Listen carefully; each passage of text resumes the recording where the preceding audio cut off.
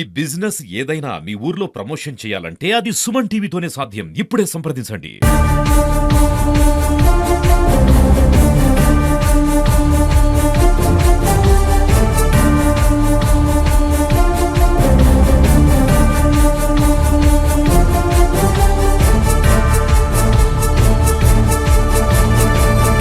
కేసీఆర్ గారిపై అభిమానం రజతోత్సవ సభను చూసేందుకు కూడా చాలా మంది వివిధ రకాల పద్ధతులను అయితే ఈ సభా స్థలాన్ని వరకు అయితే చేరుకుంటారు. సాయంత్రం 5 గంటలకైతే సభ మొదలవుతుంది. కానీ 10 గంటలు 11 గంటల వరకే చాలా మంది అయితే సభా స్థానానికి చేరుకుని ఒక బైక్ రైడర్ అయితే హైదరాబాద్ నుంచి అయితే రావడం జరిగింది. అంటే ఇదే ఎందుకు బైక్ పైన రావడం జరిగిందని అడిగి చెప్పండి. నా బైక్ పైన ఎందుకు రావడం జరిగింది, ఎందుకు మీకు చెప్పండి. కేసీఆర్ గారి మీద అభిమానంతో వచ్చాము. కేసీఆర్ అంటే మాకు చాలా ఇష్టము.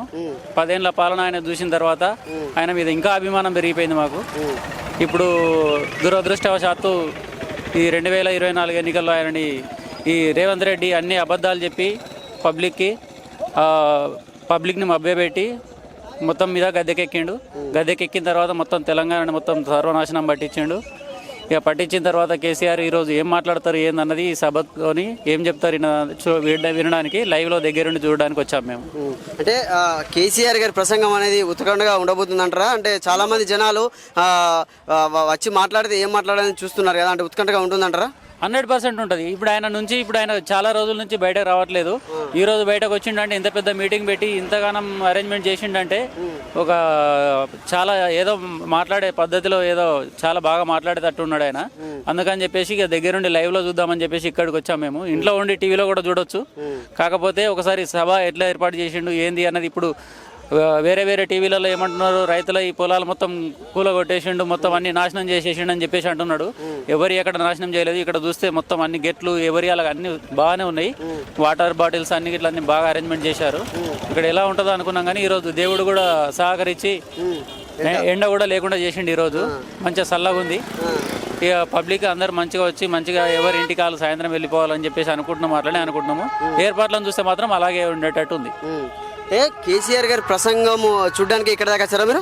అవును, కేసీఆర్ గారు ఏం మాట్లాడతారు ఇన్ని రోజుల తర్వాత, ఇప్పుడు ఏం సంచలనం సృష్టిస్తాడో, మళ్ళీ ఈ కాంగ్రెస్ ని గవర్నమెంట్ ని పడగొడతాడేమో అన్నంత ఆతృతతో మేము వీడికి వచ్చినాము.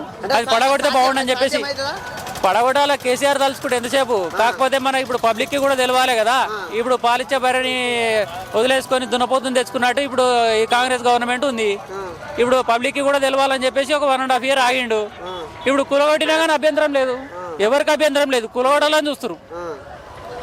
కేసీఆర్ ఇట్లా గవర్నమెంట్ ని ఇట్లా కులగొడతాంటే నా ఎకరం రాసేయడానికి కూడా నేను కేసీఆర్ కు రెడీ. అవును, అంటే గవర్నమెంట్ కులగొడతా అంటే మీ ఎకరం రాసిస్తారా? నేను ఆయన కులగొడతానికి నా దగ్గర డబ్బులు లేవాలని కొనాలంటే ఒక్కొక్కరికి 100 కోట్లు పెట్టాలి అనడానికో నేను నా ఎకరం రాసి ఇచ్చా 1 కోటి రూపాయలు ఇస్తా. అంటే కొనడం అనేది రాజ్యాంగ విరుద్ధం కదా? ఏంది రాజ్యాంగ విరుద్ధం అంటే ఇప్పుడు కాంగ్రెస్ వాళ్ళు ఆల్రెడీ టీఆర్ఎస్ వాళ్ళని 10 మందిని తీసుకున్నారు కదా. వాళ్ళు అక్రమంగా సంపాదించినట్టున్నారు ఎన్ని రోజులు.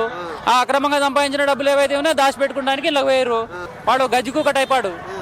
వాడు ఏం చేస్తాడో ఎట్లా కరుస్తాడో అని తెలియదు. అందుకని చెప్పేసి మంచిగా ఉండగానే వాళ్ళకి వెళ్ళిపోదామని చెప్పేసి వెళ్ళిపోయారు. సో చూడొచ్చు, అంటే ఆయన ఒక బైక్ రైడర్ హైదరాబాద్ నుంచి కూడా కేసీఆర్ గారి ప్రసంగాన్ని లైవ్ లో వినేందుకు, సభను కూడా లైవ్ లో చూసేందుకు మాత్రం ఈ బైక్ పై అయితే రావడం జరిగింది. కెమెరామెన్ శేఖర్ తో సతీష్, సుమన్ టీవీ.